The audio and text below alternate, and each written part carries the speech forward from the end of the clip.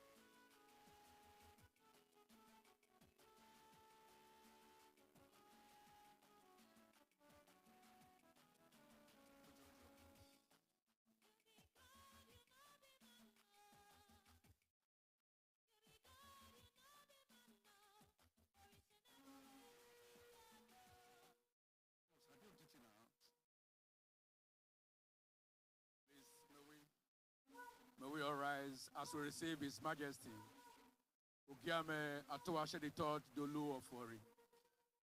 Ògíamẹ. Afọ̀ṣẹ.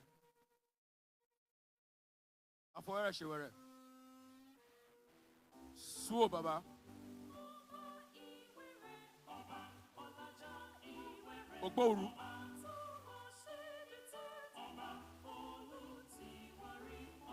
Ashayama Saso. Suo Baba.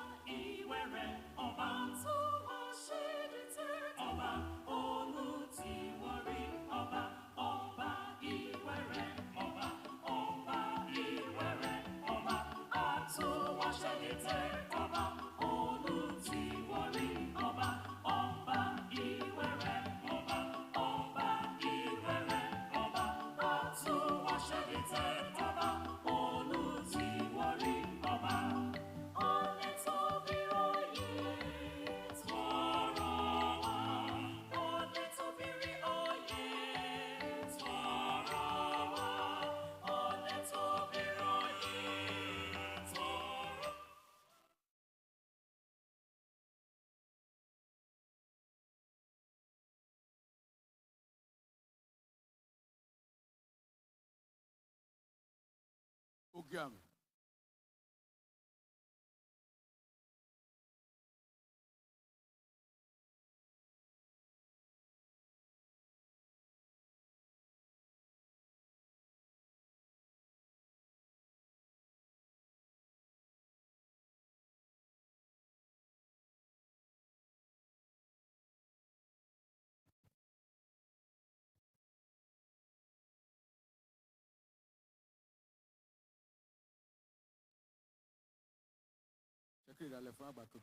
And to walk back again.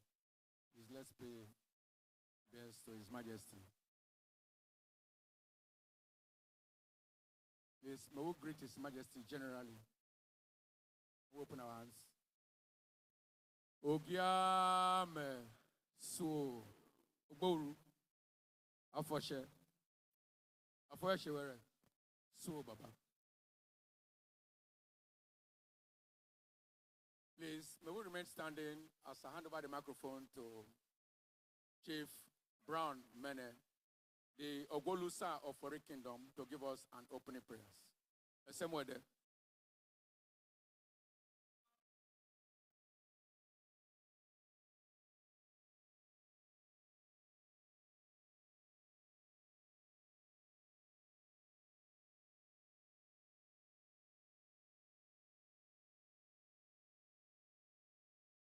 Let us pray, shall we?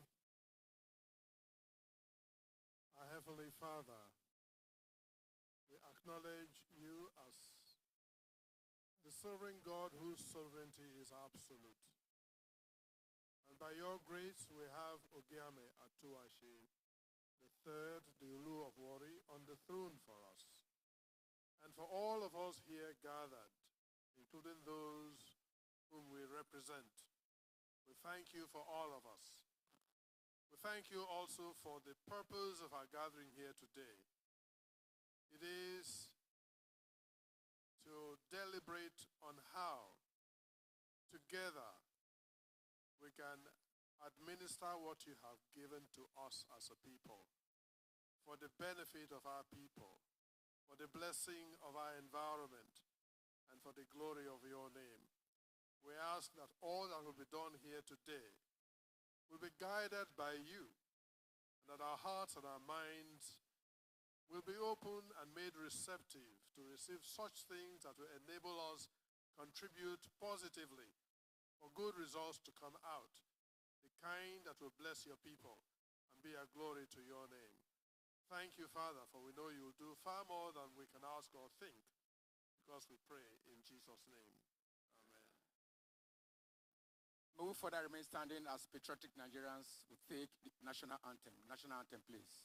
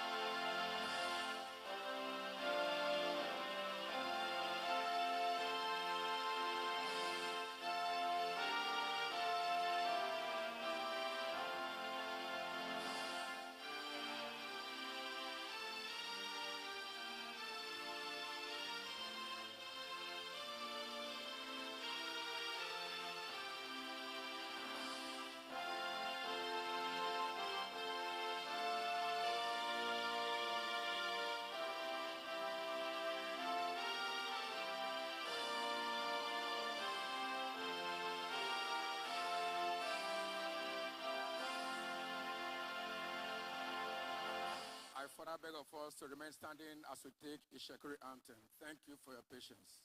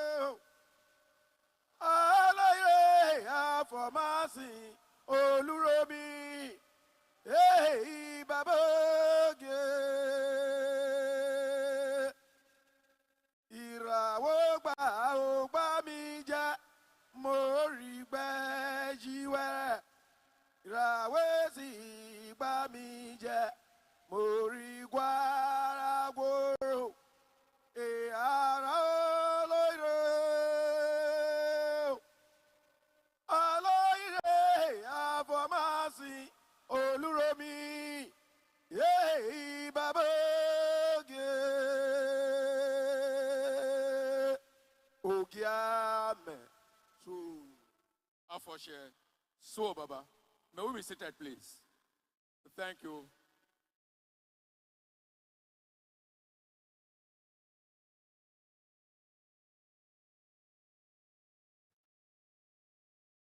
Your Excellency,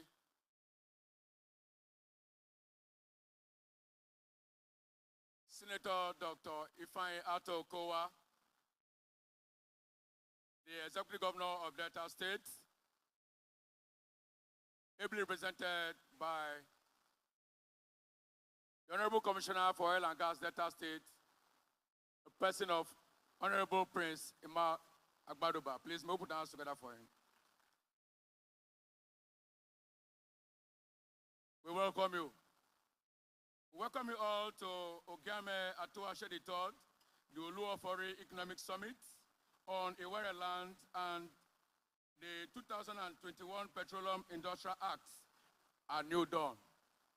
On the throne, Your Excellency, distinguished ladies and gentlemen, is our royal father, our majestic majesty, Ògíamẹ Atúwàtse III, the Olu-Warri. Please, may we appreciate His Majesty.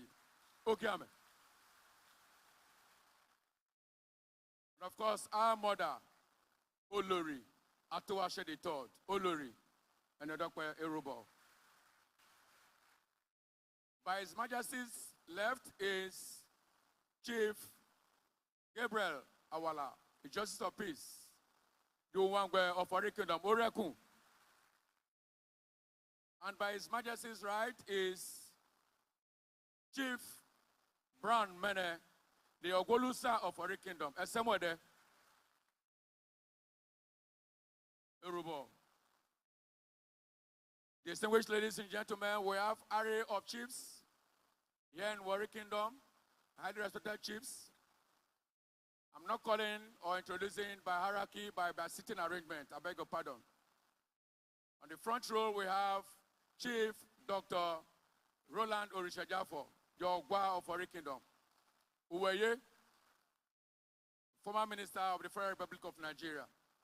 And next to him is Chief Patrick Yalaju, the Kenakuniraro of Warri Kingdom, Adolo. Next, we have Chief Francis Omashaye, the Etigbe of Warri Kingdom, Ujatoli. And next, we have Chief Madam Oluyemi Orishajafo, Ogbodoyawa, Erubo. Next, we have Honorable Chief Omolubine Wumi, the Omatamu Dieng of Warri Kingdom. And next we have Chief Clement Akpeto, is a Udafi of Warri Kingdom, Obaloye. And we have Chief Winifred Agbejule, the Oyefo of Warri Kingdom, Oshewode. Next to Oshewode is Chief Dr. Eugene Ikomi, the Olulaye of Warri Kingdom. Ogoroju. Of course, the second role is Chief Thomas Ereitomi. Chief Thomas Ereitomi is the of Warri Kingdom. Ujobojo, he also doubles as a member representing the group people of Warri Federal Constituency. Put that together for him, please. And next we have Chief Alex Omagomi, the Emara of Warri Kingdom. Omayoyi, we welcome you. Ladies and gentlemen, we have in our midst an illustrious son of Warri Kingdom, General Emiko Eruwa. He doubles as the chairman, Alpha Male.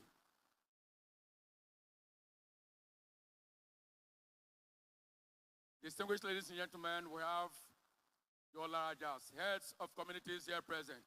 Permit me to further acknowledge the presence of Honorable Gripson Omashuli, Honorable Commissioner representing the good people of Ishakuri ethnic nationality in Deso Padek.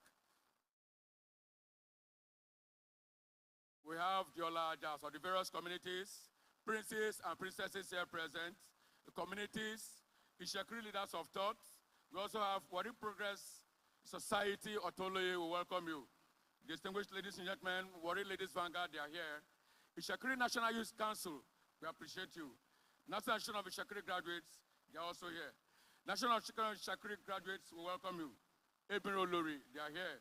Alpha May Club, Nelson Wilbert, the vice chairman, we appreciate you. Ladies and gentlemen, he doubles as the operations director, Slow Benje, we welcome you. Ishakuri Trust Fund, Executive Secretary is also here, Lawrence Wilbert.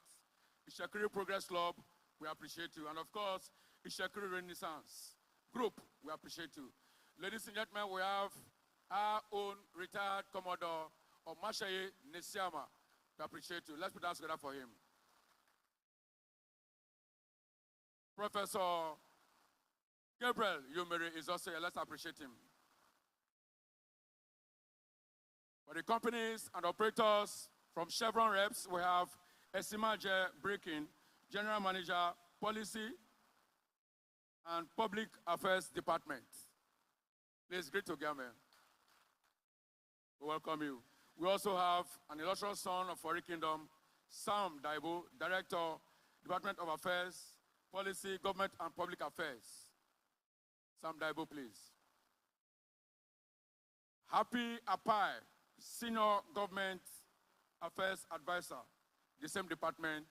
Please greet Ògíamẹ. And from PIN Foundation, the reps are Tunji Idowu, Executive Director. Tunji Idowu, please. Also from PIN Foundation, we have Precious Ogbuno, Economic Development Manager. From SPDC, we have Igo Wali, Executive Director, Corporate Relations and Head representing the country chair, SPDC. He's representing Osage Okumbo, the country chair, Shell Companies in Nigeria, and Managing Director, SPDC, is online. We thank you. Distinguished ladies and gentlemen, we have Meshach Machibi, Asset Manager, West, SPDC. Let's appreciate him. And of course, we know the business for today. The representative from Seplat, we have Mr. Ayodele Olatunde. He is the MD, Seplat West Limited. Olatunde, please. Emmanuel Otokine is the base manager, Seplat West. We thank you for coming. Also, on the Seplat reps, we have Uche Ifuko, is a corporate community relations manager. Ladies and gentlemen, an illustrious son is also in our midst, a captain in oil and gas sector is the UTM Offshore MD and CEO, Mr. Julius Rone. A chief to the Olu of Warri who is on duty. I'm talking of Chief Engineer Limon Ekpea, the CEO of Lee Engineering, is Adolagbo of Warri Kingdom. Edema Yogo, you're welcome, sir. He's on duty, hence you don't see him on white. So please pardon him. We welcome you. And of course, among other corporate bodies, we have the Wema Bank. The manager is Emmanuel Erikowa.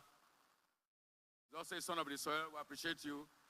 Kola Kani is the chairman, Shoreline Natural Resources Limited, represented by Barrister Abasin Owata.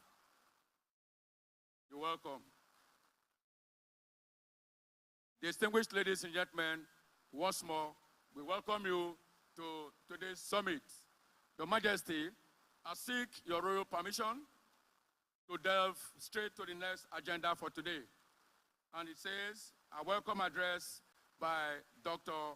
Ebieshua or Mashola, Chairman, the Olu of Warri 2021 Petroleum Industry Act, IPA, Advisory Council to His Majesty. Let's put hands together for him.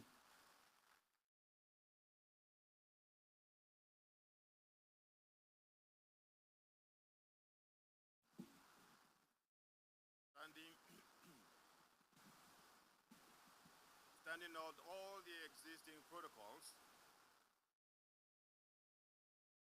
on behalf of the Ògíamẹ Atúwàtse III, the Olu of Warri, and the good people of the Iwereland, we welcome you all to this economic summit.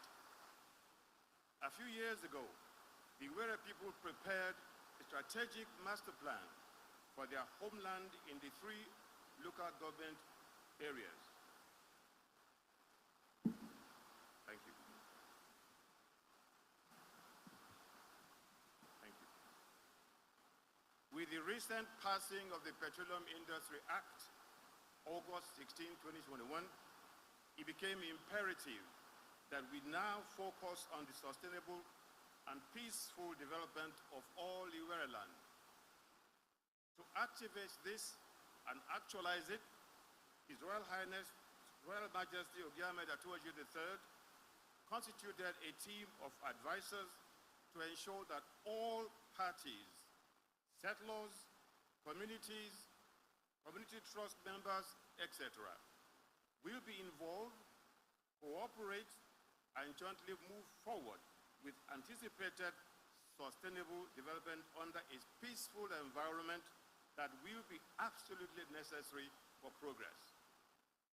In the future, we hope to create for everyone the needed focus for unity, sustainable development, self-sufficiency, entrepreneurship, and leadership that will drive the growth of Iwereland.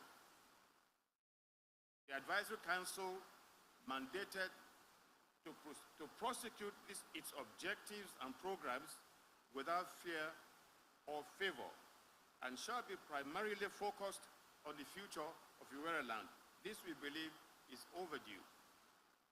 Consequently, we appeal to everyone that will be involved in creating a peaceful environment in Iwereland to ensure that this is very vital. We highly appreciate the honor bestowed on us by Ògíamẹ Atúwàtse III and pledge our dedication to the development of Iwereland. The summit is to create awareness of the challenges and opportunities ahead of us as a people. Lastly, let me once more appeal to everyone here that the unity of purpose is imperative for the greater good and progress of Iwereland and business in Iwereland. We welcome you all to this economic summit and wish you all happy deliberation. Thank you.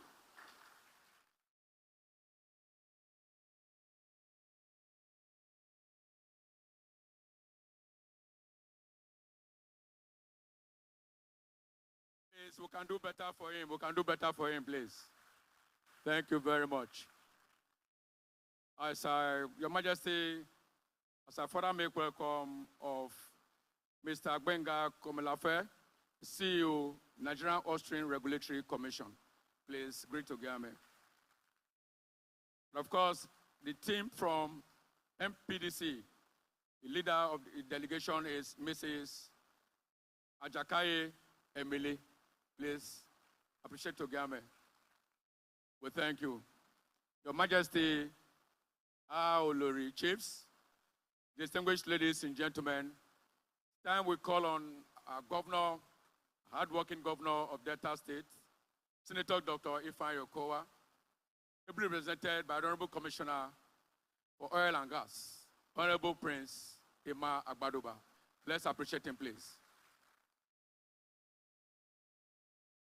Opening remarks.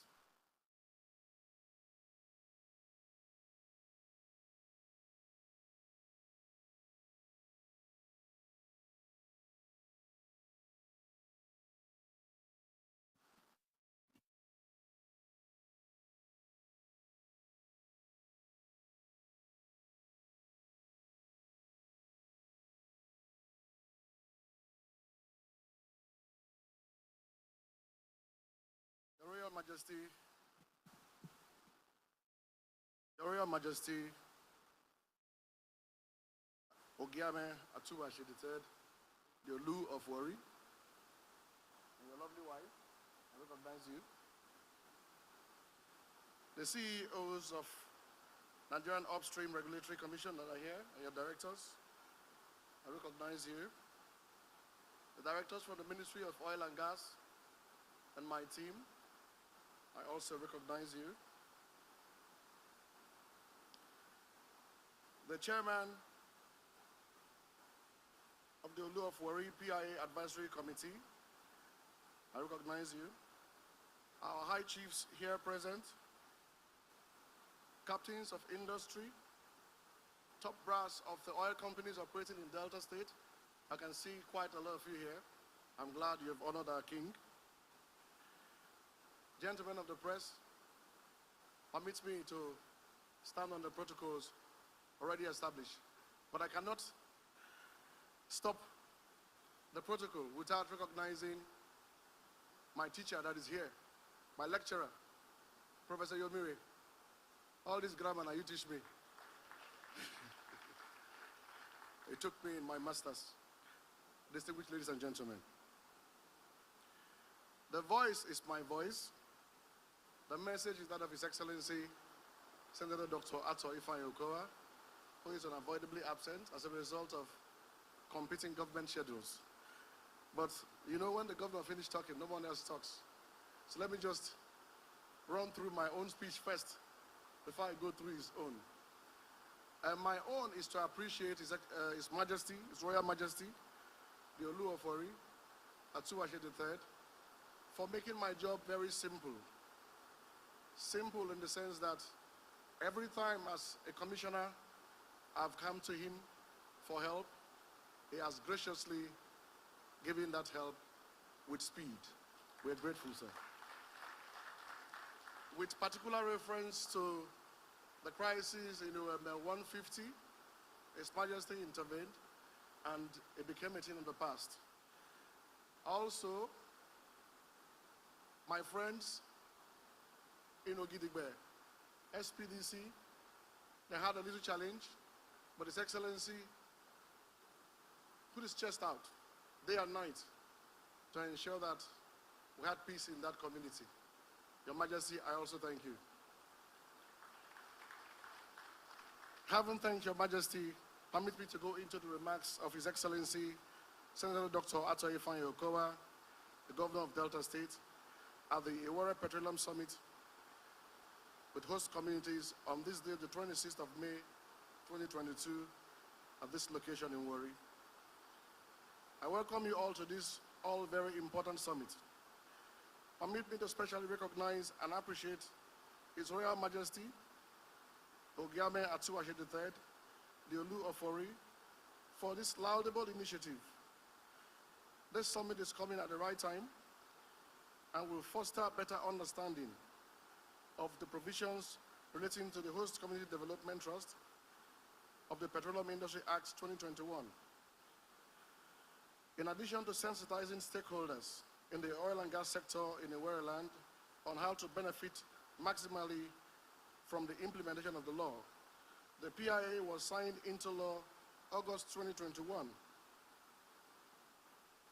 by the National Assembly with the expectation of being fully implemented in our diverse host communities after 12 months.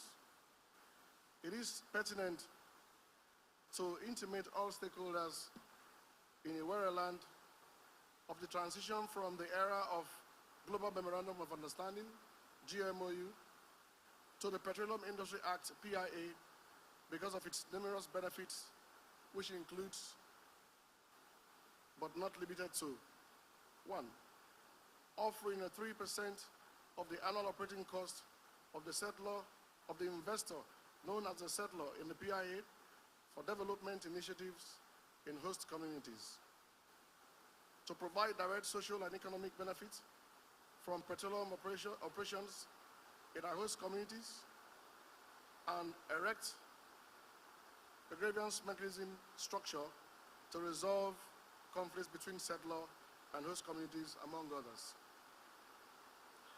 It is my earnest expectation that this forum will help build capacity and enhance mutual cooperation for accelerated sustainable development in our host communities of Iwereland, and I have no doubt that this summit will aid your understanding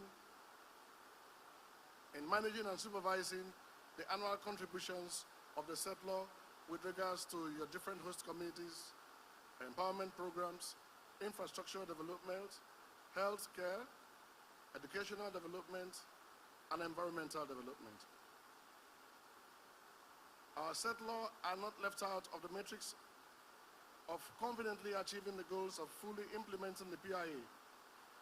It is earnest expectation that all settlers will fully comply with the provisions of the law in the interest of all stakeholders. I encourage all oil companies to embark upon sensitization of their host communities on the PIA with the view of strengthening ties amongst all stakeholders. I also wish to call on host communities to emulate this good example of Iwereland. Finally, I need to emphasize the current benefits from the Petroleum Industrial Act may not be to the best of our aspirations for now, but I want to reiterate that with time, there will be opportunity to make amends for the better.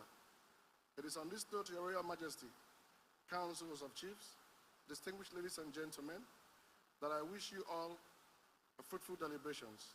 Thanks for your time and attention. God bless Delta State, and God bless us all. I thank you.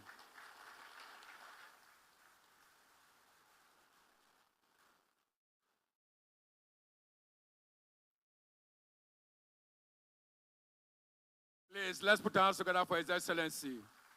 Your Excellency, we appreciate you. God is indeed great.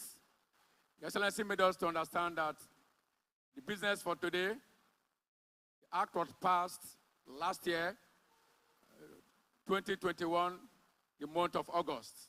Same year, His Majesty was crowned as the Olu of Warri. Let's put our hands together for His Majesty. Ògíamẹ, distinguished ladies and gentlemen, the fastest spread holy book is the Holy Bible.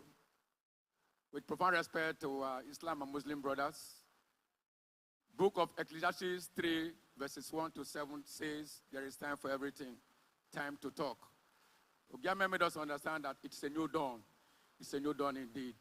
On this note, we want to call on a guru in the sector to please come and address us on the legal and governance framework of the Petroleum Industry Act.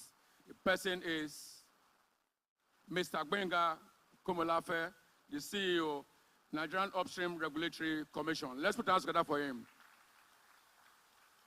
You're welcome, sir.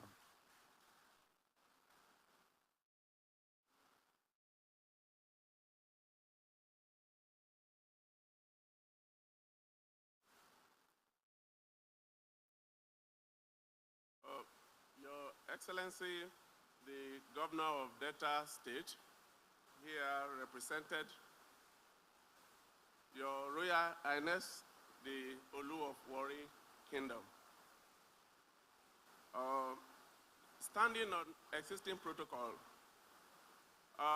before I proceed proper in making my presentation, Your Excellencies, permit me to share a personal experience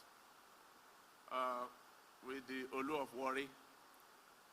I was on my busy schedule just less than 2 weeks ago. I had not had the privilege of meeting the monarch, the Olu of Warri, except watching him on the television during the coronation of Olu of Warri. And I want to say that I really enjoyed the exemplary speech that the monarch made.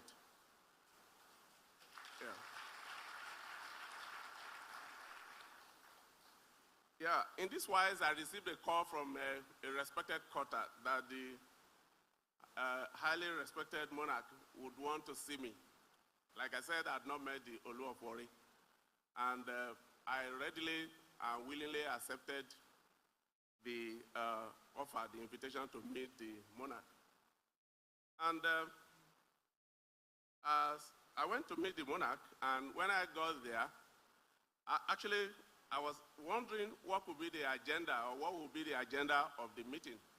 And naturally, by the nature of the job I do, a lot of things were cropping up in my mind that perhaps the monarch would want to discuss a business issue with me, or possibly the Olu of Warri will be asking me for marginal feed or oil block, issues that perfectly rest within my watch. But, Your Excellencies, ladies and gentlemen, I was really amazed that, well, first, the monarch received me with high level of royalty, regal, and in his usual calm mood. I was really shocked, and that the only thing the Olu of Warri told me that, yes, he invited me, and that he would want me to come to make a presentation at a summit at Warri, and to share knowledge with the people, about the implementation of PIA, that is Petroleum Industry Act, and especially as relates to the provision of the host community fund. I was really shocked that, in fact, for a moment, I was wondering that, is that why the Olu of Warri invited me? Because my expectations were far more than that. Yeah. So, in my mind, I was just wondering that, honestly, to me, that this is an example of a monarch, for me, that has shown exemplary leadership and love for the people, for his people.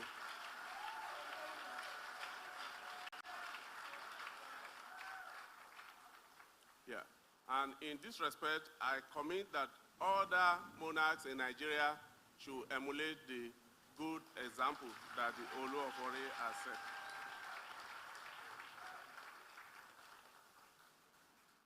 Your Excellencies, captains of industry here present, I can see quite a number that I'm very much familiar with in the industry.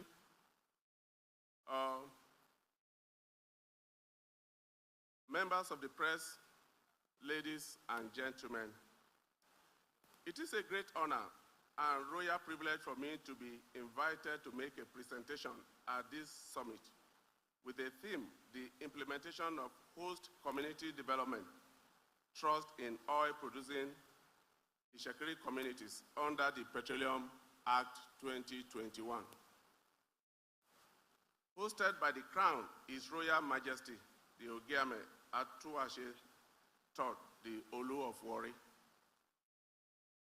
I must say a big thank you to Your Majesty, Ògíamẹ, the Olu of Warri, for organizing this very important summit, especially at this particular time, for the first of its kind in Nigeria, as mentioned.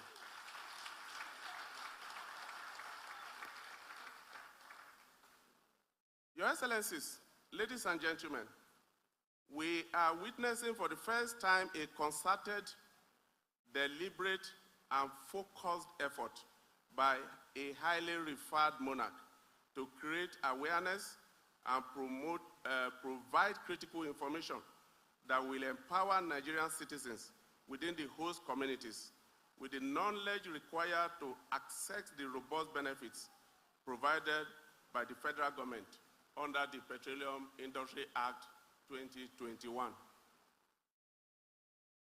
Your Royal Majesty, Excellencies, ladies and gentlemen, as you are aware, Nigeria as a country has come a long way in the oil and gas business. Our journey to prosperity began in 1956 when oil was discovered in Olebiri in Bayelsa State in the Niger Delta region with an initial production of 5,000 barrels of oil per day.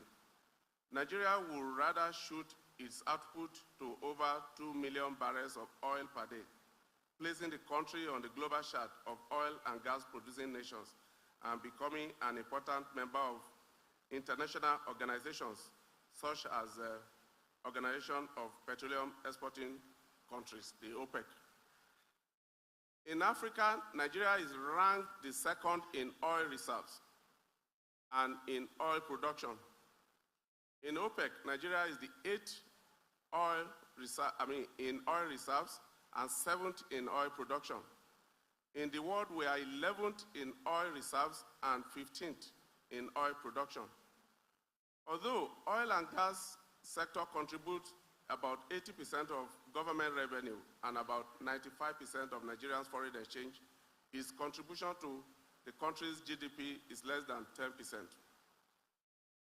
While the Commission, the Nigeria Upstream Petroleum Regulatory Commission is prioritizing efforts towards increasing oil and gas production and ensuring maximum economic recovery in Nigeria through the optimization of oil and gas value chain, there have been challenges limiting the country from making the much desired progress. Currently, Nigeria has the potential to produce about 2.3 million barrels of oil per day, being the technical allowable. Unfortunately, the country can only produce about 1.9 million barrels of oil per day, out of which only about 1.35 million barrels of oil per day, of which only per day is received at the terminals due to massive crude oil theft and pipeline vandalism. Your Royal Majesty, ladies and gentlemen, in the first quarter of 2022 alone, out of about 141 million barrels of oil produced and total volume of about 9 million barrels of oil was lost to crude oil theft. This amounts to a loss in government revenue of about $1 billion United States dollars, or about 434 billion naira. That is at CBN exchange rate of 415 naira per dollar, which is about 90% the size of Delta State's budget of 479 billion for the 2022 fiscal year. These monies could have been otherwise been available for developmental projects such as building of hospitals, schools, roads, provision of electricity and potable water. More saddening and undesirable is the fact that sabotage of oil and gas facilities results in additional remediation cost to the government, as well as environmental degradation, soil and water contamination threat to human life, source of livelihood. Ladies and gentlemen, it is in recognition of all this and the need to optimize oil and gas resources development and production that the federal government, with the support of the 9th National Assembly, passed the Petroleum Industry Act into law. The landmark shift to the present-day PIA has been quite a challenging journey, 20 years journey, thereabout. The commencement of that journey produced the first draft of the Petroleum Industry Bill, culminating in the final passage of what we have come to know today as the Petroleum Industry Act 2021. Ladies and gentlemen, this is a landmark achievement by President Warri. Your Royal Majesty, the enactment of the PIA has opened a new opportunity in the oil and gas industry with extensive provisions designed to foster sustainable prosperity of host communities and enhance peaceful and harmonious coexistence of all companies with their host communities. Your Excellencies, ladies and gentlemen, it is rewarding that Section 235 of the Act specifically provides for the incorporation of Host Community Development Trust Fund by the settler for the benefit of host communities. The settlers are the oil and gas companies operating within the host communities. While the Act bestows the responsibility to set up the Host Community Development Trust and appoint Board of Trustees on the settler, it shall do so in consultation with host communities. In addition, Section 247 of the Act requires the Board of Trustees to set up a management committee which shall be responsible for the general administration of the Host Community Development Trust Fund. The management committee, in turn, is required to set up an advisory committee which advises on activities as well as monitors and reports progress of projects being executed in the community to the management committee.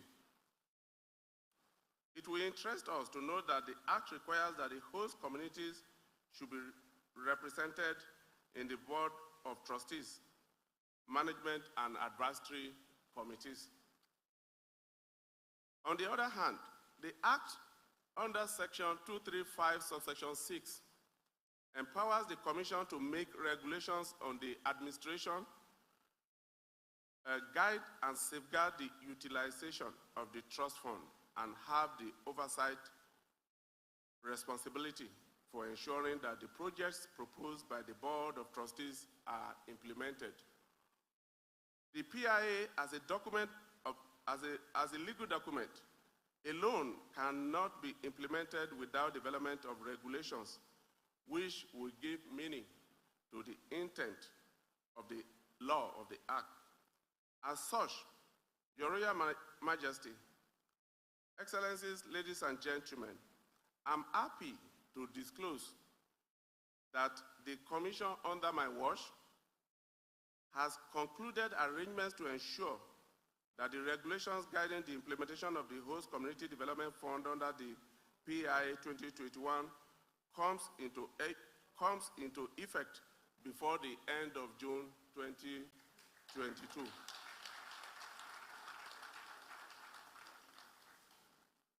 The development will signal the full commencement of implementation of the Host Community Development Fund for the benefit of host oil-producing communities. Accordingly, the Commission empowered by the PIA has steered its focus towards working with the host communities and other stakeholders to ensure business investments in the oil and gas sector are adequately protected while ensuring the safety and sustainability of the environment. As our commitment to you, we shall ensure that the 3% deduction required from the settlers' annual operating expenses is not shortchanged and that the funds are remitted in good time.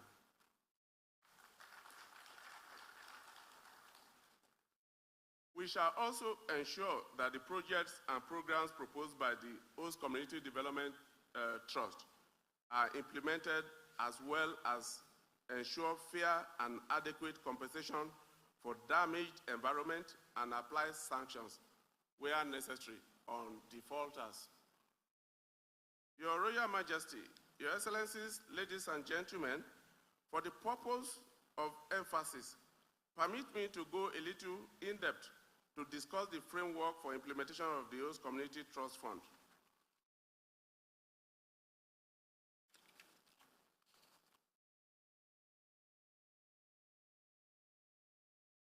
So in doing this, I'd like to talk about some definitions.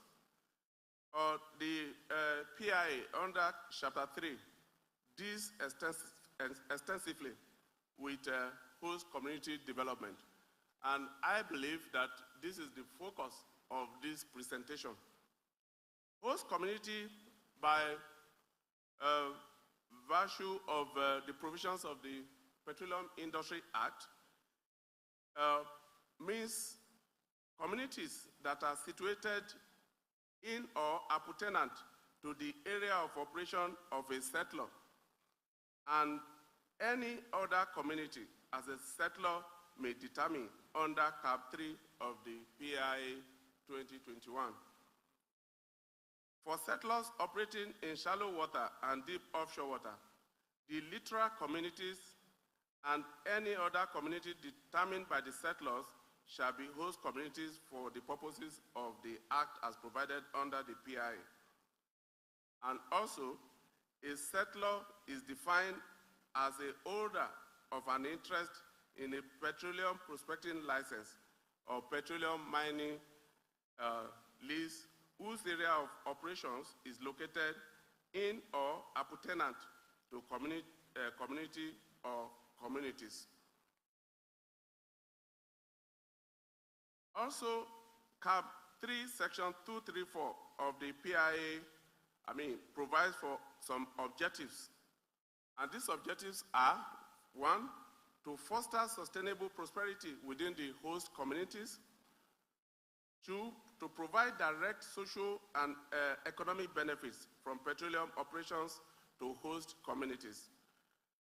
3, enhance peaceful and harmonious coexistence between licensees and lessees and host communities. And finally, create a framework to support the development of host communities. In terms of governance and administrative structure, each defined stakeholder has an isolated but collaborative responsibility to ensure the success of host community development trust. For the regulator, the role of the regulator is purely to ensure the optimum delivery of sustainable development for the host communities. And the elements of fund control includes transparency, good governance, accountability, and inclusion of stakeholders in the management of these funds. In essence, that the regulator shall be guided by all these principles in regulating the administration of the host community trust.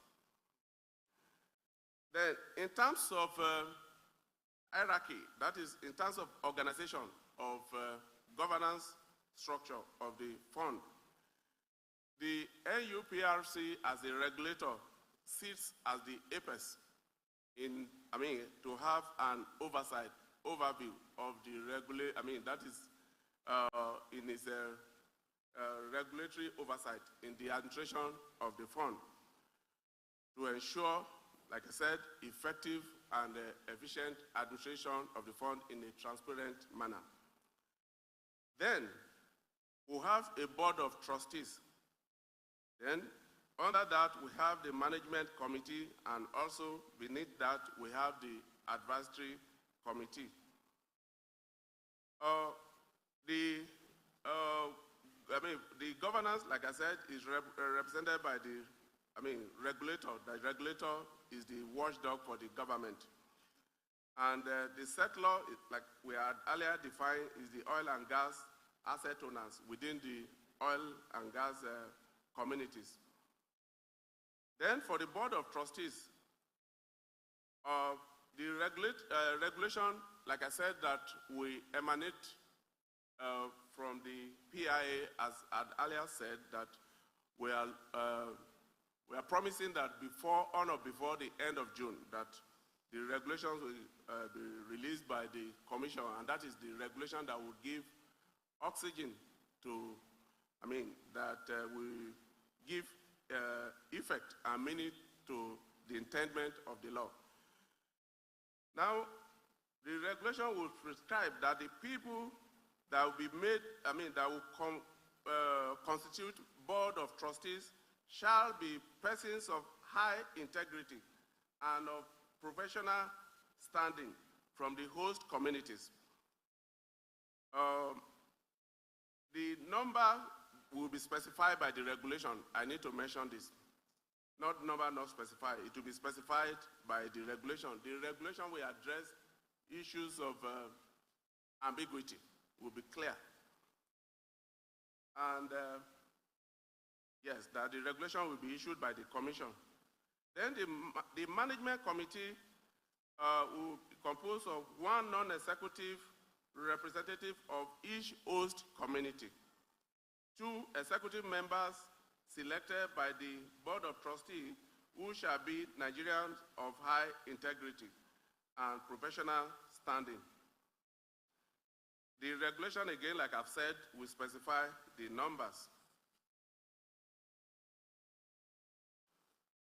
Now, as regards obligations, because the PIA prescribes obligations for the commission, the settlor, and the host community under the PIA. As for the commission will principally, among others, will be committed to the following obligations.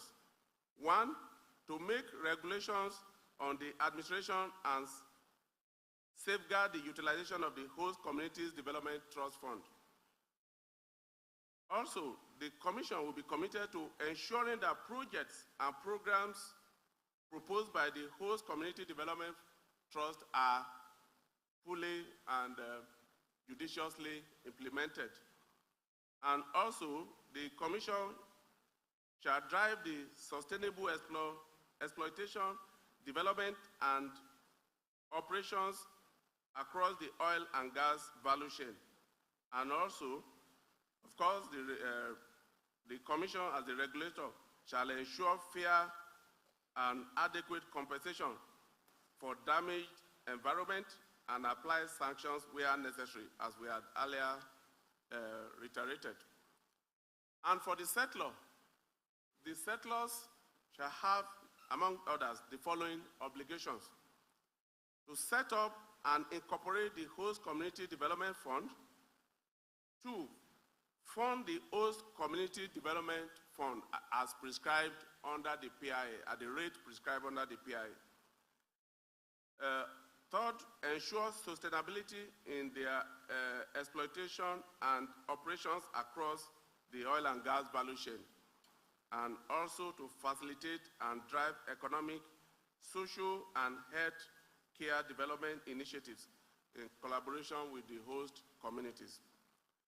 And for the host communities, on their part, the host communities shall ensure each free environment for oil and gas operations within the host communities. They shall participate in governance, support, and cooperate with the structures developed to deliver the host community development trust fund objectives. The host communities shall prevent acts of vandalism, sabotage, and civil unrest that may adversely impact operations, and also participate in the gap analysis stroke needs assessment for host community development projects.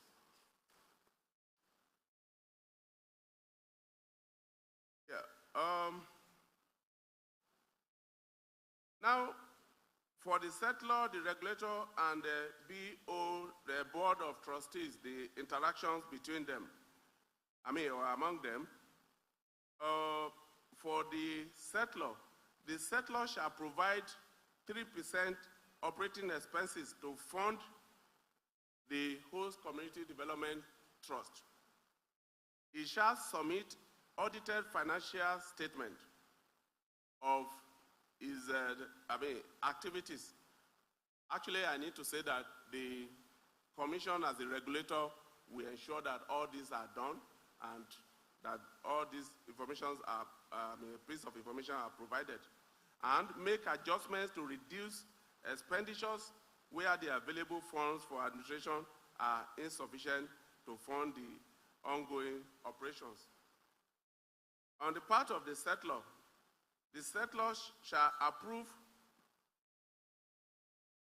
5% administrative fund and select funds manager, approve all expenditures of the host community development trust, that is the BOT, and approve and audit and report financial stroke non-financial statement annually. That, again, still talks about the obligations of the Board of Trustees. Like I had said earlier, the regulator makes regulations on the administration, guide, and safeguard the utilization of the trust fund, ensure funds are remitted in record time, and ensure that 3% operating expenses deduction is not shortchanged. Now, we've talked so much on the issue of the funding, but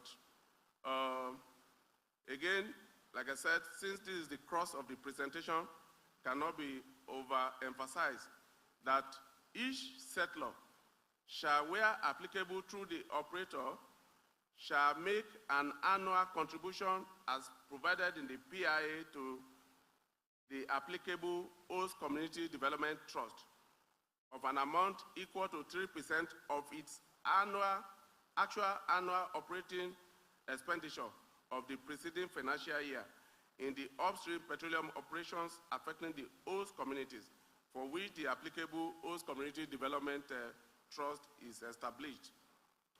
Each host community development trust may receive donations, gifts, grants, or honoraria that are provided to such host community development trust for the attainment of its objectives. And also, profits and interest accruing to reserve fund of host community development trust shall also be contributed to the applicable host community development trust. Now, in terms of needs assessment, Section 235, subsection 7 and Section 251, subsection 1 of the PIA provides that after the grant of any license or lease, the settler shall undertake needs assessment of the host communities that will metamorphose into the community development plan for the purpose of determining the projects to be undertaken by the host community, by the host community development trust. Each host community needs assessment shall, from a social, environmental, and economic perspective, engage with and determine the specific needs of each affected host community, and also ascertain the effect that the proposed petroleum operations might have on the host community. That is environmental impact assessment. Then engage with each affected host community to provide strategies for addressing the identified needs and effects of proposed petroleum operations. The settler shall develop a host community development plan and shall submit to the commission or authority if it flows within the mid-downstream as the case may be, based on the findings of the host community needs assessment in order to undertake the oversight.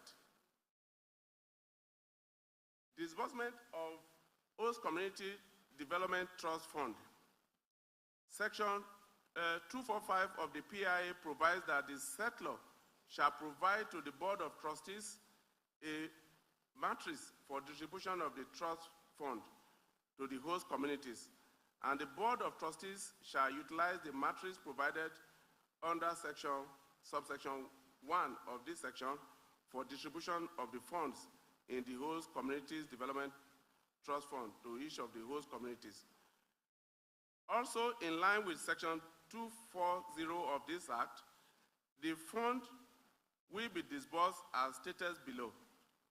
A, 75% of the capital fund to be disbursed by the Board of Trustees for the projects in each of the host communities as may be determined by the management committee. The sums not utilized in any given financial year shall be rolled over and utilized in a subsequent year. B, 20% of the fund shall be kept as a reserve fund and shall be invested for the utilization of the host community development trust whenever there is a cessation in the contribution payable by the settler. And lastly, an amount not exceeding 5% shall be utilized solely for the administrative cost of running the trust and special projects. This shall be entrusted by the Board of Trustees to the settler. 2, the settler shall render a full account of the utilization of the fund to the Board of Trustees, and also where any portion of the fund is not utilized in a given year, it shall be returned to the capital fund. Your Excellencies, ladies and gentlemen, let me equally say that the PIA actually provides for what we call consequence management. That is, the consequence management in a manner equally is a kind of reciprocatory obligation on the part of the host communities. In this respect,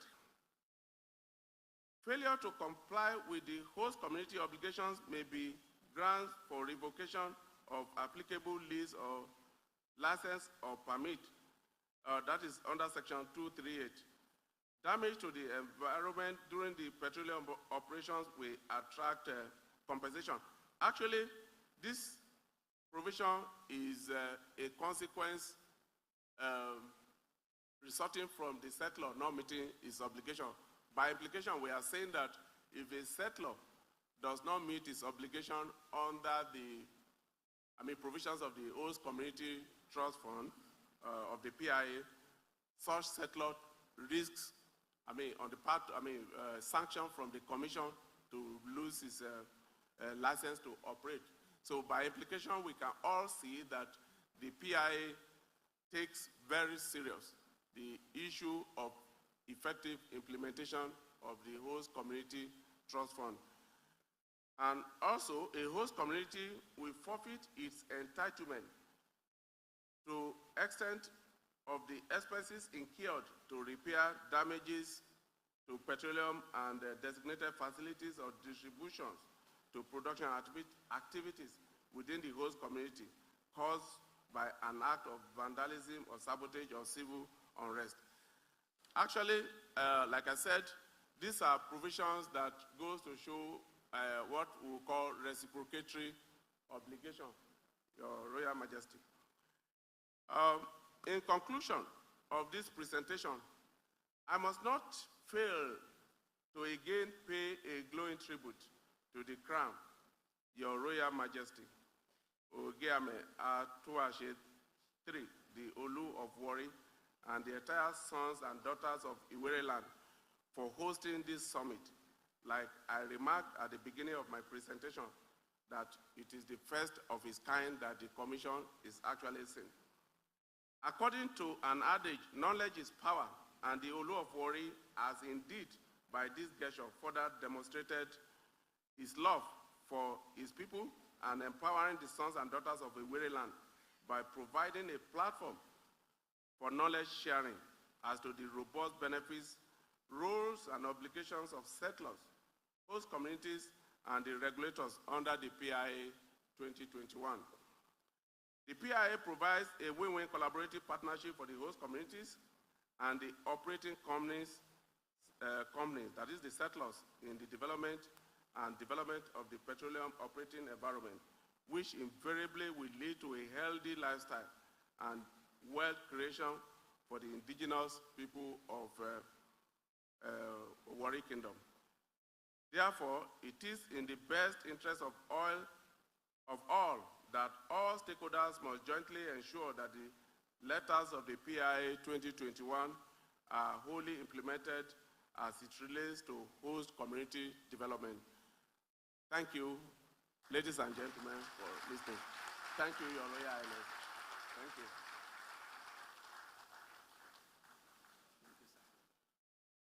Please, you can do better for Mr. Komalafe. By way of an obiter, he said when His Majesty invited him, he was thinking that His Majesty is seeking for a contract, seeking for a block, but he was amazed when His Majesty told him that, come and teach my people, lecture my people how to implement the act. Let's put our hands together for His Majesty.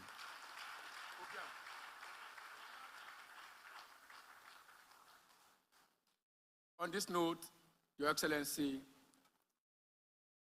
our majestic, innovative, and organized Majesty, Ògíamẹ Atúwàtse III, one of our chiefs has been running from post to pole to see that all is well today. So permit me to quickly introduce Chief Engineer Omar Eyoma, the Onya. Is the Aboluderu of Warri Kingdom. We welcome you. Once more, we welcome you to Atúwàtse, the second Ulu of Warri Economic Summit on Iwereland and the 2021 Petroleum Industry Act, a new dawn. We want to extend our greetings also to Right Honorable Chief Thomas Ereitomi for a well-framed act and, of course, the passage. We thank you. As a member of the National Assembly. The talk continues. Your Majesty, Olori, chiefs on Immaculate White, captains of industry, shakers and movers of Nigerian economy, permit me to call on Chief Francis Omashaye, the Edigbe of Warri Kingdom, also known as Ujatole, to say a word or two in respect of the act. That is the next item, item number 8, community expectations and obligations. Please, let's appreciate Chief.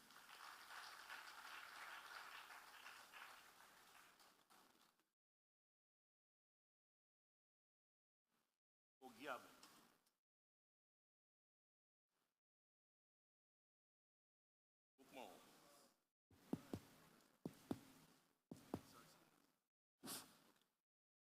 Hello. Ògíamẹ. So, Your Excellency, duly represented at this august occasion, permit me to stand on existing protocol. Ògíamẹ, I want to thank you specially for this privilege to stand before you to say a word as it has to do with PIA, Petroleum Industry Act. Today is significant in the history of Iwereland. It's significant to host community. My own responsibility here, as is captured in the program number 8, community expectation and obligations.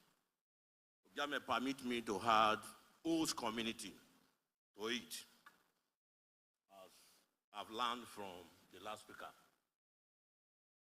Not just community, but host community's expectation and obligation. On that note, the last speaker Mr. Benga Komolafe have done justice to the reason why I'm here. The act is clear, very, very detailed, very explanatory because of what the last speaker told us here. Ògíamẹ, it's true. I speak on behalf of the host community. Not too many of us, it could even be known, that is acquainted with the act. Because the host community is far away from here. This is urban city of Warri. We have numerous communities that are hosts, that are in the remote area. I doubt whether they won't have the privilege to sit in this hall.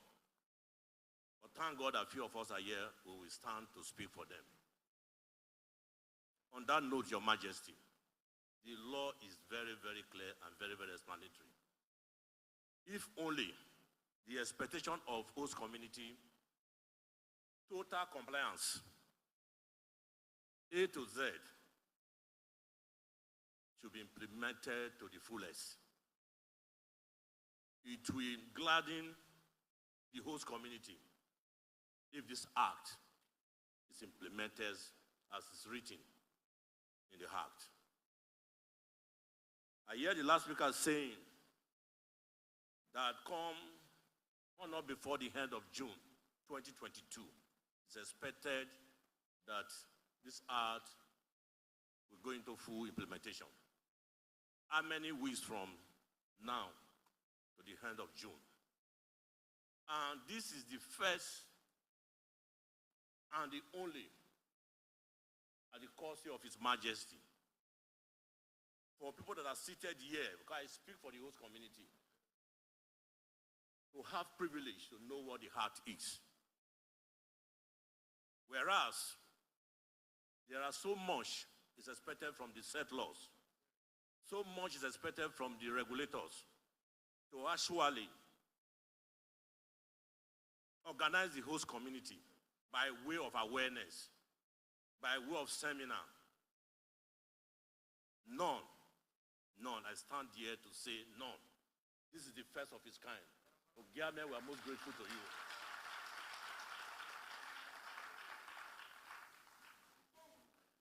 I'm not surprised. It may be a deliberate act. The host community has been short-changed for a very long time. And the opportunity is here. We have to take advantage of it. And I want to thank God we have a father, a millennium father, a digital father, His Majesty, Ògíamẹ Atúwàtse III.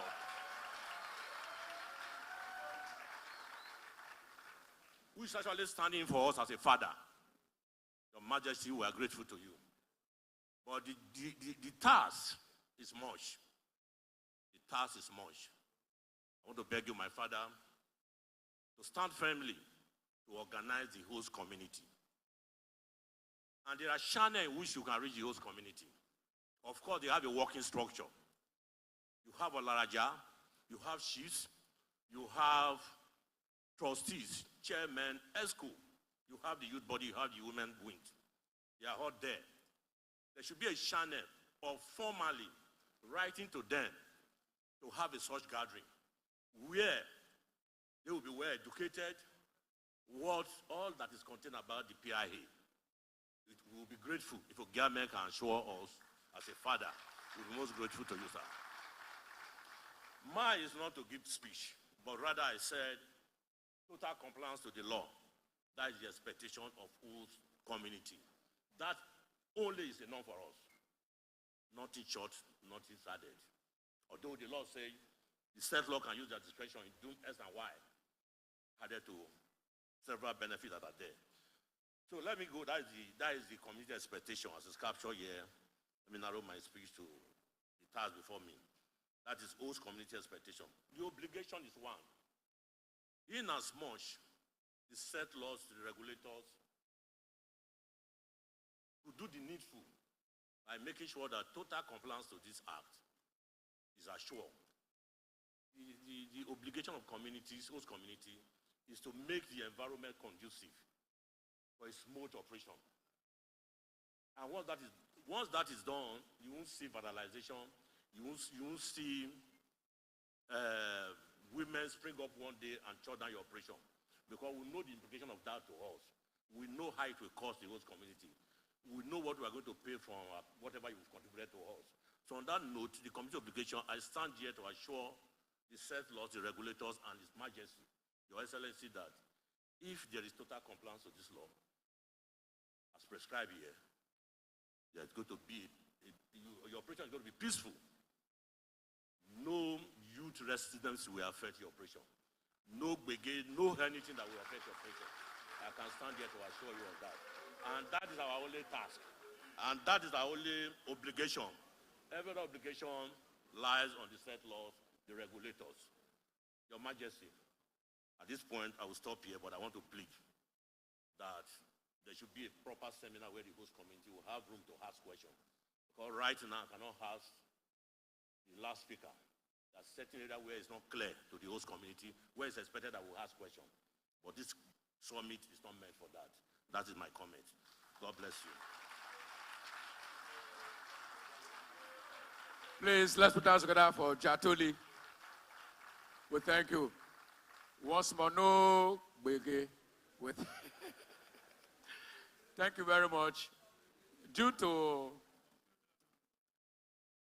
Mr. Gbenga Komolafe's address, who touched the act professionally by delving into it section by section, because of his tight schedule, we are taking 2 questions, after which we shall be calling one of the women leaders to at least say something.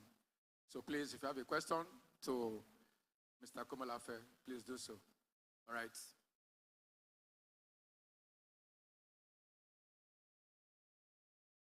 Please, your name and any designation. Thank you.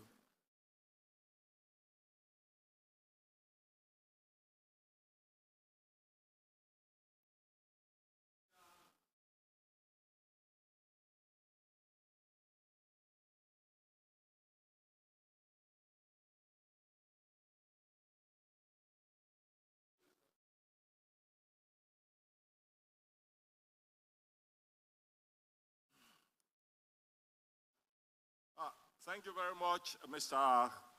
Gbenga Komolafe, for your detailed and meticulous explanation. But I'm still worried. I can't really get certain things clear from the presentation. I'll be very happy if you speak to these 2 questions. 1, who is responsible for creating the trust? And secondly, who is responsible for the opening of the trust account? If you can speak to this, I'm very happy. Thank you.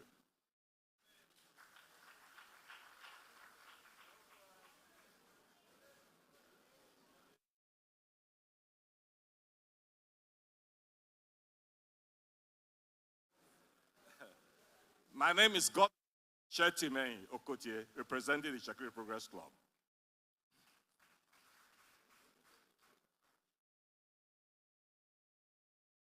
All right, please be snappy.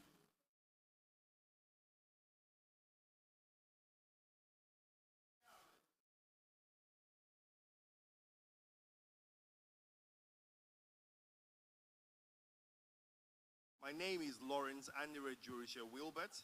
I'm here actually representing the Shakiri Trust Fund. However, I wear a different hat. I am proudly the chairman of Ikara Community Executive Trust. Ikara community is based in Edo State. Now, my question is quite specific. We need clarity. How do you define a host community? What is that clear definition? I say that because my community, Ikara community, is being shortchanged in Edo State. We are not recognized by MPDC, who I believe is here represented, as a host community. And similarly, does the definition of a host community go along the line of what MPDC defines it, where you have a primary host community, you have a pipeline host community, and you have, I think it's a 3rd category of a host community. How do you then accommodate this? in the development of the trust fund.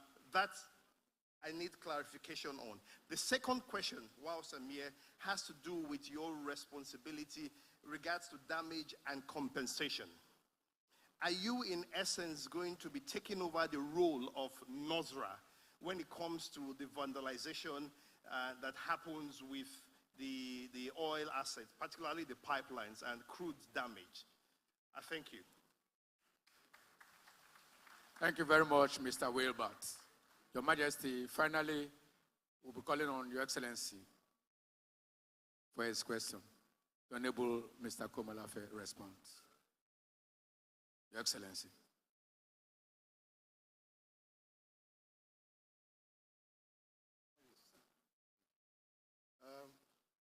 I'm wearing double hats. In this case, I'm on the side of the community. I would have been able to ask that question quietly, but I think it's proper for me to ask so that they can provide us with answers, and that will help us. In our transmission from GMOU to PIA, there are certain star projects that has been started before by the oil companies. When we now transfer from GMOU to PIA, what happens to those projects that you've started? What happens to funds that are outstanding? What happens to commitments that were outstanding? Are they going to be transferred or they will be wiped off completely? We would like to know, please. It will give us peace of mind if we have those answers. Thank you.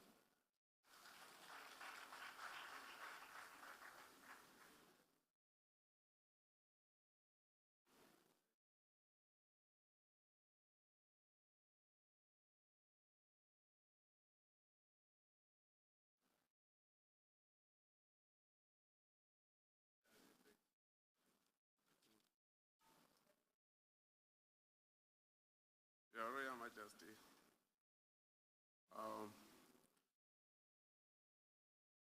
Your Excellencies, Captains of Industry, ladies and gentlemen, I want to sincerely thank you and I appreciate you for the warm reaction our presentation has elicited. And the kind of enthusiasm that we have seen in terms of the responses to the presentation. And before I go to answer the questions proper, let me just say this, that the Commission has robust packages in terms of enlightenment, organizing different series of enlightenment, awareness campaign to make members of the host communities to have clarity, in-depth understanding on the provisions of the PIA. I need to say that we are taking the issues in stages. The first area we focused on is that for any law at all that is made, there is need for a regulation that will give meaning, clarity to lawyers who understand that will give meaning to the intent of that law. There is the law, and there is the way the law should operate, and that is the regulations. So that is what we are focused on. I assumed office just about 7 months ago, and I've really worked assiduously in that respect.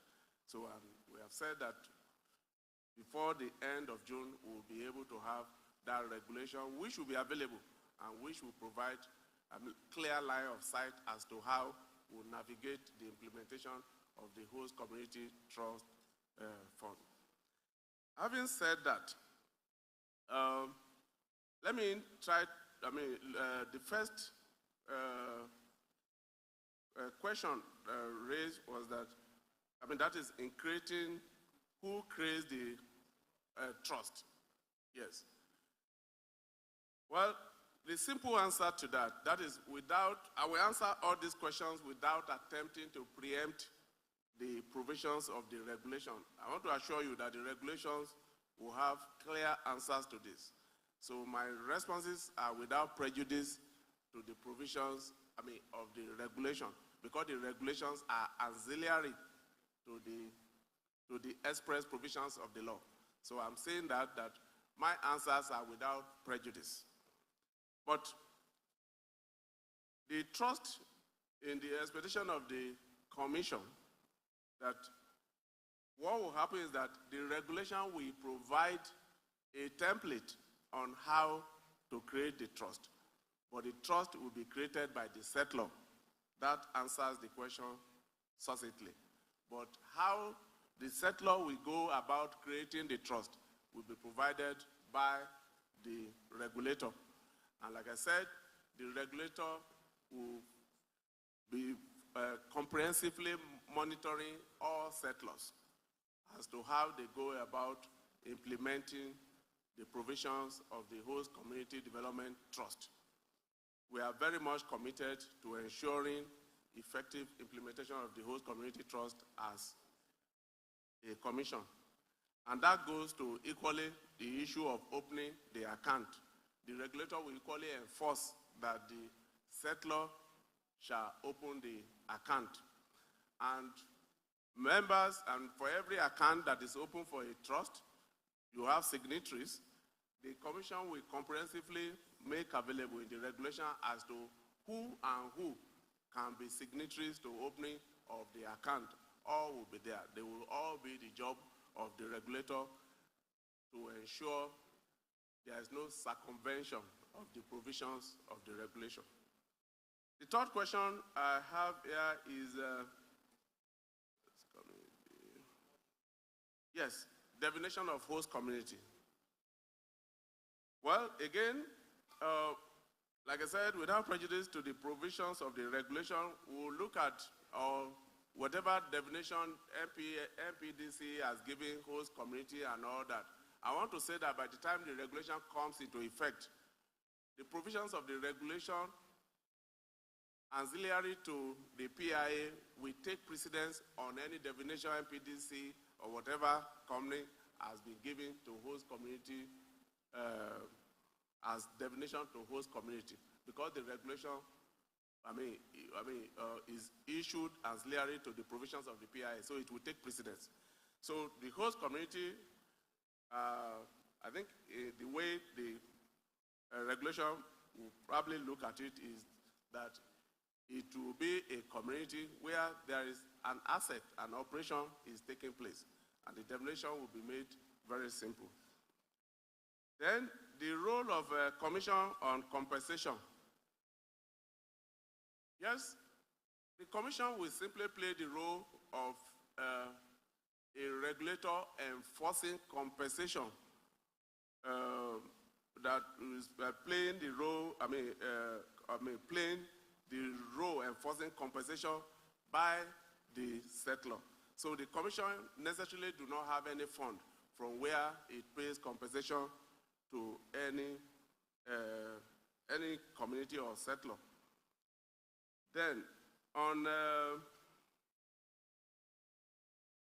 then the sixth question, yes, like that is this question has to do with the commission raised by the Honorable Commissioner as to what happens to, I want to believe, legacy MOUs and GMOUs and projects ongoing.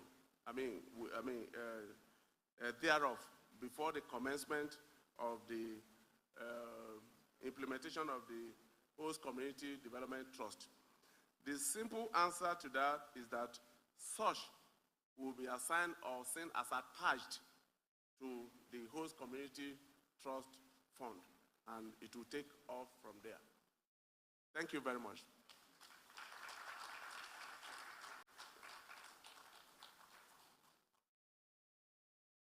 Thank you very much, Mr. Komolafe. Indeed, you are a round peg into a round hole. Eshegidigo. Distinguished ladies and gentlemen, our Father, our Majesty is gender friendly.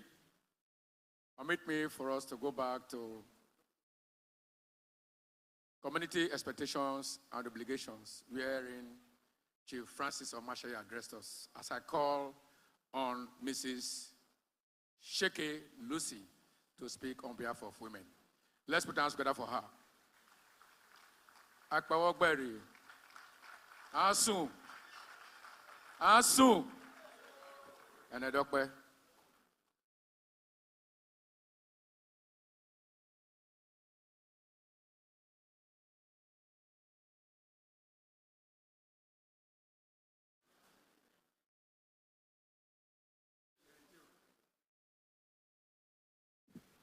Ògíamẹ, representatives of government, company heads, we sincerely appreciate you, and I want to stand on existing protocol as I present the little assignments I've been given. Well, my king, my Ògíamẹ, is gender friendly. Therefore, there was a lady that wanted to say something, and she was accosted to wait. So she's giving me her question, and her question is just simple. Her question is, in case of mismanagement, what is the punishment or sanction that will be given to the Board of Trustees? So I don't know if the person is here to take the answer. But however, let me continue. Well, we have listened to the presenter, Mr. Komolafe, and I listened to him step after step. He had made a very good and a robust analysis of what our expectations should be as a people. And therefore, I want to assure him, as long as his development, the women of Iwere, we are ready to work with you. Iwere women are ready as long as our environment are going to be developed. Our people are going to stand out. Our sons and husbands will no longer be jobless. They are going to be people that will be gainfully employed. People that will be creating wealth for their families and for the generality of Iwereland and Warri Kingdom. I want to assure you this day that we're going to give you our full support to the latter. God bless you, and God bless Iwereland. Ògíamẹ, so.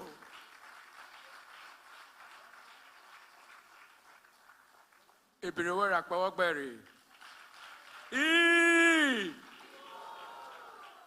Enedokwe, Your Majesty, Your Excellency, distinguished ladies and gentlemen, permit me to call on operators to do their presentations. Chevron, SPDC, Seplat, and others. Please, we shall start with Chevron Nigeria Limited. Let's put our hands together for Chevron, please. Mr. Breakins.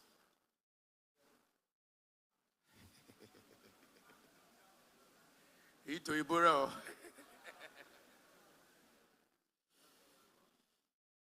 Your Majesty, Ògíamẹ Atúwàtse III. His Excellency, ably represented by our very good friend, Honorable Commissioner for Oil and Gas, Mr. Angbaduba, well-respected chiefs, community leaders, women, I must not leave you out in this respect. Distinguished ladies and gentlemen,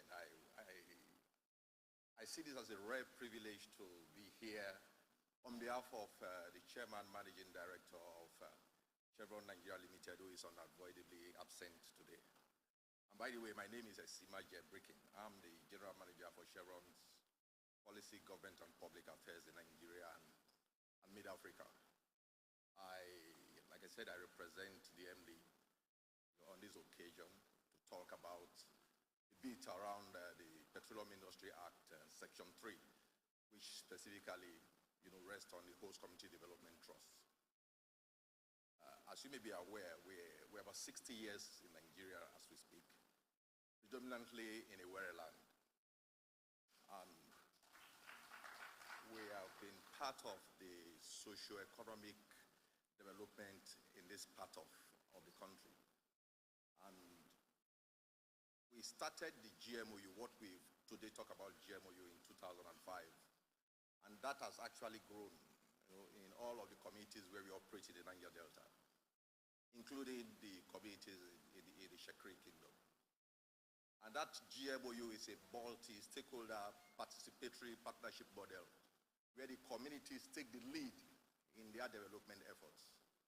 And this actually has changed the entire paradigm of communities really recognizing what they really want and having to take the lead in the planning and execution of those activities that will enhance their well-being. Of course, we've seen a bit of success in this space, as well as some challenges, opportunities to make this journey even more productive for everyone. And this partnership that I just talked about is tripartite. It involves the committees represented by the Regional Development Committees, Chevron as the funder of that entire initiative, and the Delta State government. And I'm pleased to also note that the Commissioner for Oil and Gas has been very central in making this work and dealing with some of the challenges that we continue to have in making the progress that we probably have seen so far. The Host Community Development Trust Fund that we talk about today actually evolved from the GMOUs. If you look at the structure, the governance itself actually is built on the GMOU structure. But we are here to ensure that we are in full compliance. We are at a point now where the settler, in this case, the producing companies, are having to take some lead role in, first of all, ensuring that the governance is put in place. Principally, having to put the trust in place, the Board of Trustees, that will actually bring about the formation of the Management Committee and the Advisory Committee as ably spelled out by the Commission CEO.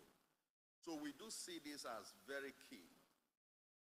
Sometime in December last year, we did arrange an awareness session with the representatives of the RODC and the offshore counterparts, where we got an NGO to go through the rudiments of what is involved in the Host Community Development Trust Fund as part of trying to raise awareness of what's to come.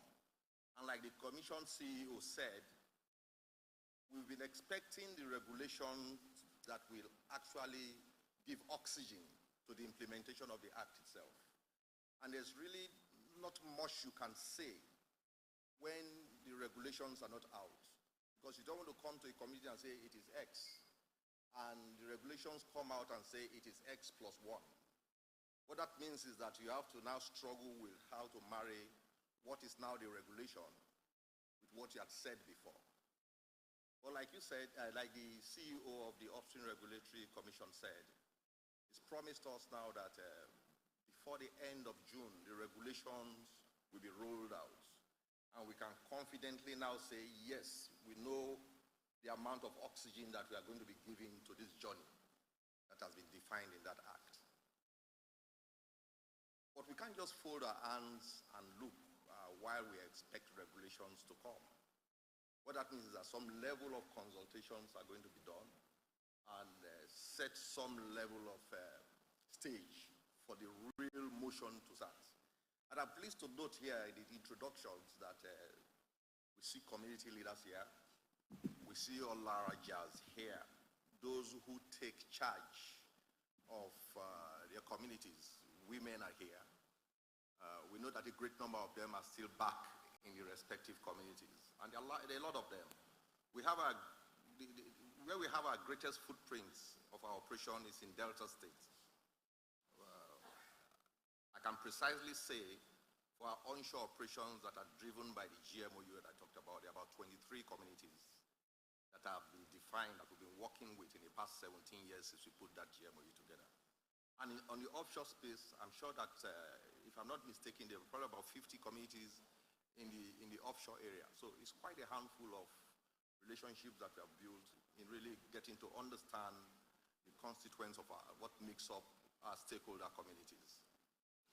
We really want to thank Ògíamẹ for this initiative to pull, this session together. It's a great awareness session. And the expectation is that following this awareness, Ògíamẹ will help working with the communities to ensure that they are able to, organize themselves in such a way that the the respective representatives will be obtained, because that's one area that we have to handle very carefully. It has to be inclusive, it has to be participatory, and it must involve women. We just had a woman speak right now. And all the sections that should be represented in the entire governance. That engagement must be very, very dynamic. And that's what we bring about, reduction of rancor, and everybody will feel a sense of belonging. We do recognize that the Act gives us a lot of latitude to put these structures in place, especially the Board of Trustees. But we want to ensure that the consultation to bring about that is very robust. So I really, once again, want to appreciate Ògíamẹ for the lead role that he is taking to drive this process, like helping the communities in ensuring that this is evolved in a very inclusive manner. Once again, I want to say thank you to everyone, and this is just the beginning of the series of engagements that I know that we all will be having. And by the grace of God, and with the exemplary leadership that Ògíamẹ is put together, we will definitely get to where we want to get to. Thank you very much. Thank you very much, Mr. Esimaje Brikin, General Manager, Policy, Government and Public Affairs Department, Chevron Nigeria Limited. Please, let's appreciate him once more. And Edokbe, Your Majesty, Your Excellency, distinguished ladies and gentlemen, next is SPDC. And the man to address us is Warri, Executive Director, Corporate Relations Head, representing the country chair, SPDC. Let's put our hands together for him, please.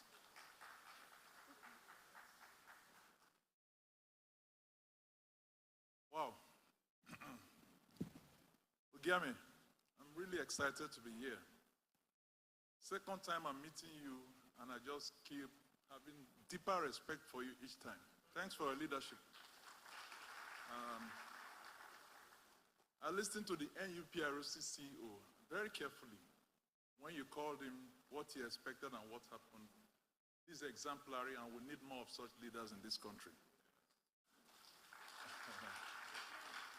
The Executive Governor of Delta State, represented by a good friend, Prince Emma, is the best oil and gas commissioner in the Niger Delta. I said it before the other day in Port Harcourt, and he said, you are the best commissioner of oil and gas. And that means in the country, because it's only Niger Delta states that have oil and gas commissioners. So what we are doing here today is best practice. This is the best thing that can happen to something like PIA. This is the way to go about it. So once again, that wisdom, that vision, God will continue to give you a lot more of that. Yeah, because this is the way to do it in a cohesive way. We cannot afford to start arguing, quarreling, fighting, or do the bege. I think somebody used the word here. Yeah, because we can relate to that word even more than the English one, bege, So for me, I'll start from where the NUPRC CEO stopped, and also my colleague, who is our chairman. We actually have a committee for public affairs in OPTS. Brikin is the chairman, and we worked a lot on this PIA. So you might hear lots of things that are similar because we work together. We've also been proactive to try and make this work. But the CEO of our regulator says that before end of June, the regulation will be out. He also says to us that the regulation will clear all the ambiguities. He also says to us that the regulation will determine how many people will be on the BOT, because as we speak here today, I'm sure, even if not those in the room, some people are saying, I want to be on the BOT. Some are saying, I prefer MC, that's where the budget will be managed. Some are saying, maybe I'm getting old, let me just be advisory committee. But the truth is, the regulation is what will determine, how many persons will be on each of those bodies. So we need to wait for the regulation. Very, very important. It will also clear all ambiguities. Why I'm making this point is that today is May, I think 26th, end of June. So from June to August, we have less than 2 months to roll out. So if we talk about full compliance for settlers, in Nigeria, to roll out anything in 6 months, 1 year is a challenge. To roll out in 2 weeks successfully, we'll have to change our mindset and basically perform a miracle. So that's where we need your support. Before I go ahead, Ògíamẹ, I want to mention that my country chairman, Mr. Sagi Okumbo, who you know very well, for share companies and MDSPDC, actually joined online. And maybe he's still on now. So just to mention that. So we need your help. So what I tried to do while listening to the CEO was to just put some few bullet points of what I think all of us should do from that June to August for us to be successful. Otherwise, we don't stand a chance. The first one we're doing is proactive engagement. Just like my counterpart from Chevron said. We're engaging, but it's at different levels. We've engaged the state government. The governor's rep will confirm that. We've engaged some community leaders, and the engagement will continue. But like my friend said, if you don't know everything, then you're also careful how you engage. You can't start talking too much when you are not sure. But we also feel, because we have just 2 months, if you don't start early, then you will never make it by August. So it's a bit of balance, but we need your help there. We're also working with NUPRC, the CEO's team, in terms of the regulation. We are part of that process. As key stakeholders, and like my counterpart said, because of the experience from the GMOUs, we've been able to give some input into what we think will make it work. And saying that sometimes it's easy to say it's them against us. It's not. Lots of us are from Niger Delta. Lots of us are also stakeholders. You know, and if we are not doing the job we're doing, we'll be maybe on the board or something. So it's also important you just give us that benefit of that we also want this thing to be successful in a very good way. So we've been trying to contribute to the regulations, to try and help to say, this is how we think you can do this is how you think you can do the other one. What we've also done in Shell is to set up a project implementation team. Some of them are in this room today. So we have a dedicated team made up of very qualified, experienced people to drive this rollout because we think it needs that kind of focus. So just to say, and they've been engaging widely, NUPRC, stakeholders, and even NAPIMS NMPC. Then we also have strong leadership commitments to make sure. This is one of the priorities for my country chairman this year, SCDT rollout, just to tell you. And I think that's why he actually joined this call. He will have been here himself, but he made out time to join. So I won't be speaking too much because I think what's ahead